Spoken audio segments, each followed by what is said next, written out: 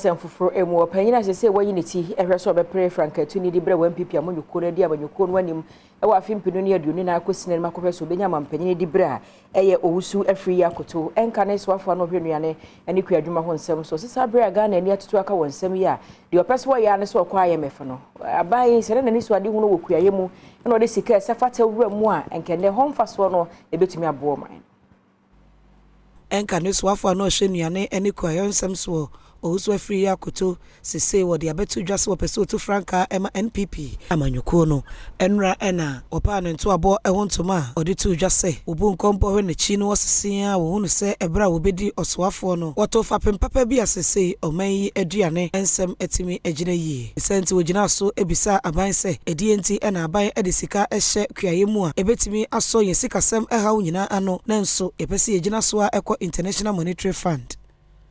Ghana has fallen into an almost perpetual cycle of dependency on external financial support from the International Monetary Fund and other bilateral partners to sustain our economy. In 66 years of our independence, Ghana has approached the IMF on 17 different occasions to borrow. The lesson from our journey with the IMF and the bilateral donors is indicative of the urgent need to expand the export earning capacity of the economy of Ghana. In the short to medium term, only the agriculture sector can establish that capacity to achieve sustained rapid economic growth. Amanyuko ni mwachitafo ya wachwamuko ene wamwa edaso amanyuko ni ene mpanimfo pi ne betwahye mu ewo dwumedie no ase ofasa akonya ne nso edito wanim se so ma ne kwan ema ne tu franka ma amanyuko no a ne hyehye bi a wode beba ene se wobeti agriculture management team se beyi a wobehwe manuane ho nsem atimi atoto yi. In addition to the economic management team headed by the vice president, there shall be a newly created agricultural management team chaired by the president himself to drive agricultural development.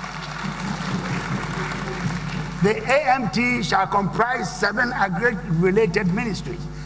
Afei wasan kire amamuo no efa wodo a wode wo manyi enwuma ene wo sika ebefa na aboa amasikasem agina brane e wo manyi emu. We need to curb the effects of climate change and sustain yields in farmers' fields. We must grow crops that are resilient to withstand drought, heavy rains, and heat. Sustainable investment in science, technology, and innovation in agricultural development will offer prosperity to all of us, including smallholder farmers.